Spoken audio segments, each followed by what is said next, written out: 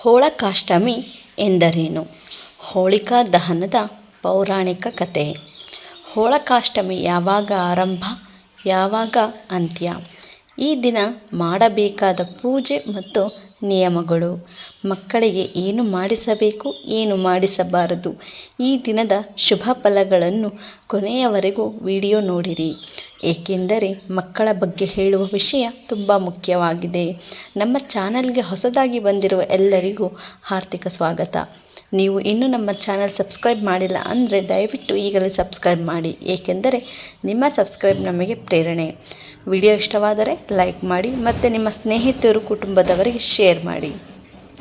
ಹೋಳಕಾಷ್ಟಮಿ ಎಂದರೇನು?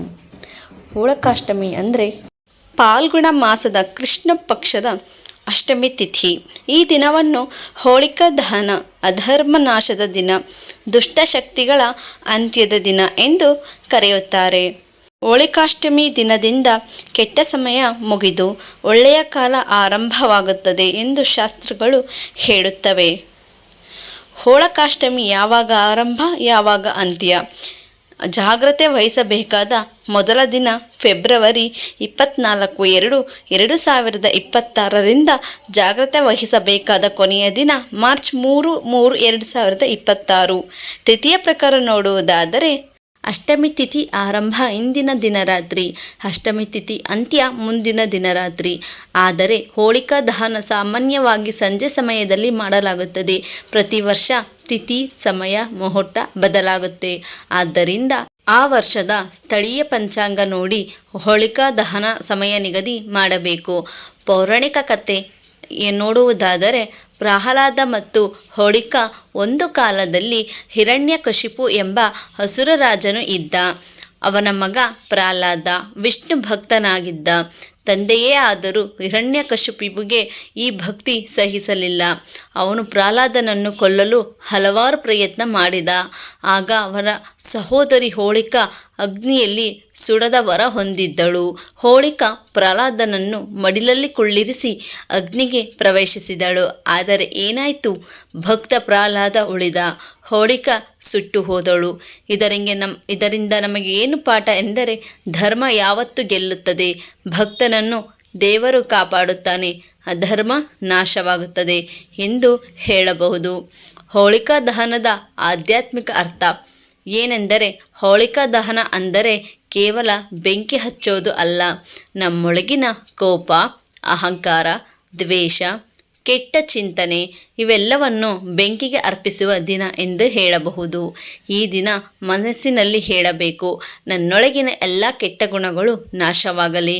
ಹೋಳಿಕಾಷ್ಟಮಿ ಪೂಜೆ ವಿಧಾನ ನೋಡುವುದಾದರೆ ನಾವು ಬೇಕಾದ ವಸ್ತುಗಳು, ಹೋಳಿಕಾಷ್ಟಮಿ ಪೂಜೆಗೆ ಬೇಕಾದ ವಸ್ತುಗಳು ಯಾವುವು ಎಂದರೆ ಒಣಕಟ್ಟಿಗೆ, ಗೋಮಾಯ, ತೆಂಗಿನಕಾಯಿ, ಕಪ್ಪು ಎಳ್ಳು, ಧಾನ್ಯ, ಕರ್ಪೂರ, ಅಕ್ಷತೆ.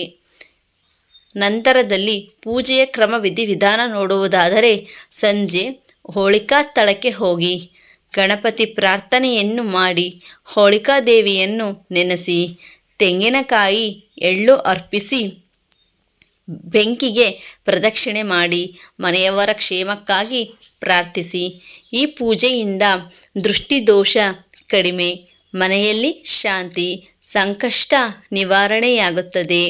ಹೋಳಿಕಾಷ್ಟಮಿ ಸಮಯದಲ್ಲಿ ಮಕ್ಕಳಿಗೆ ಮಾಡಿಸಬೇಕಾದದ್ದು ಯಾವುದೆಂದರೆ ದೇವರ ನಾಮಜಪ, ರಾಮ, ನಾರಾಯಣ, ಗಣಪತಿ, ಹಿರಿಯರಿಗೆ ನಮಸ್ಕಾರ, ಅಪ್ಪ, ಅಮ್ಮ, ಅಜ್ಜ, ಅಜ್ಜಿ ಇವರಿಗೆ ನಮಸ್ಕಾರವನ್ನು ಮಾಡಿಸಿ. ಶುದ್ಧ ಆಹಾರ ಮಕ್ಕಳಿಗೆ ಕೊಡುವುದಾದರೆ ಮನೆಯಲ್ಲಿಯೇ ಊಟ, ಹಾಲು, ಹಣ್ಣು, ಹೊರಗಿನ ಪದಾರ್ಥಗಳನ್ನು ಕೊಡಲೇಬೇಡಿ. ಧನಾತ್ಮಕ ಮಾತುಗಳು ಯಾವುವೆಂದರೆ ಪ್ರೀತಿ, ಶಾಂತಿ, ಧೈರ್ಯ. ಈ ದಿನ ಮಕ್ಕಳ ಮನಸ್ಸು ತುಂಬ ಸೂಕ್ಷ್ಮವಾಗಿರುತ್ತದೆ. ಮಕ್ಕಳಿಗೆ ಮಾಡಿಸಬಾರದ ಕೆಲಸಗಳು ಸಂಜೆ ನಂತರ ಹೊರಗೆ ಬಿಡಬಾರದು, ಬೆಂಕಿ ಹತ್ತಿರ ಕರೆದೊಯ್ಯಬಾರದು, ಭಯ ಹುಟ್ಟಿಸುವ ಕಥೆ ಹೇಳಬಾರದು, ಮಕ್ಕಳಿಗೆ ಉಪವಾಸ ಮಾಡಿಸಬಾರದು, ಜಗಳದ ವಾತಾವರಣ ಕೊಡಬಾರದು. ಇಲ್ಲದಿದ್ದರೆ ಮಕ್ಕಳ ಮನಸ್ಸಿನಲ್ಲಿ ಭಯ ಬೀಳುತ್ತದೆ. ಮಕ್ಕಳ ದೃಷ್ಟಿದೋಷ ನಿವಾರಣೆಗೆ ಸರಳ ವಿಧಾನ: ಕಪ್ಪು ಎಳ್ಳು, ಉಪ್ಪು ಮತ್ತು ಮೆಣಸಿನಕಾಯಿ 1.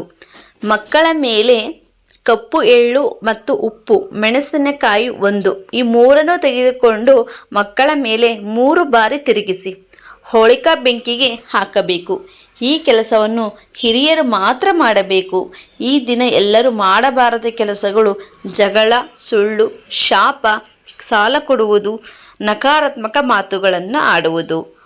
ಹೋಳಿಕಾಷ್ಟಮಿ ದಿನ ಸಿಗುವ ಶುಭ ಫಲಗಳು: ಮನಸ್ಸಿಗೆ ನೆಮ್ಮದಿ, ಮಕ್ಕಳಿಗೆ ಭಯ ಕಡಿಮೆ, ಆರೋಗ್ಯ ಸುಧಾರಣೆ, ಶತ್ರು ಭಯ ಕಡಿಮೆ, ಕುಟುಂಬದಲ್ಲಿ ಶಾಂತಿ ಸಿಗುತ್ತದೆ.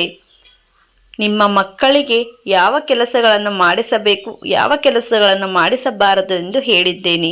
ಮಕ್ಕಳ ಮನಸ್ಸು ತುಂಬ ಸೂಕ್ಷ್ಮ ಇರುವುದರಿಂದ ಮಕ್ಕಳ ಮೇಲೆ ತುಂಬ ಗಮನವಿರಲಿ. ಸ್ನೇಹಿತರೆ, ಹೋಳಿಕಾಷ್ಟಮಿ ಭಯದ ದಿನ ಅಲ್ಲ, ಇದು ಶುದ್ಧತೆಯ ದಿನ, ಧರ್ಮದ ದಿನ, ರಕ್ಷಣೆಯ ದಿನ. ಈ ದಿನವನ್ನು ಭಕ್ತಿಯಿಂದ, ಶಾಂತಿಯಿಂದ ಆಚರಿಸಿದರೆ ನಮ್ಮ ಜೀವನದಲ್ಲಿ ಒಳ್ಳೆಯ ಬದಲಾವಣೆ ಖಂಡಿತ ಬರುತ್ತದೆ. ವಿಡಿಯೋ ಇಷ್ಟವಾದರೆ ಲೈಕ್ ಮಾಡಿ, ಕಮೆಂಟ್ನಲ್ಲಿ ನಿಮ್ಮ ಅಭಿಪ್ರಾಯ ತಿಳಿಸಿ ಮತ್ತು ನಮ್ಮ ಚಾನಲ್ ಸಬ್ಸ್ಕ್ರೈಬ್ ಮಾಡೋದನ್ನು ಮರೆಯಬೇಡಿ. ಮುಂದಿನ ವಿಡಿಯೋದಲ್ಲಿ ಭೇಟಿಯಾಗೋಣ. ಧನ್ಯವಾದಗಳು.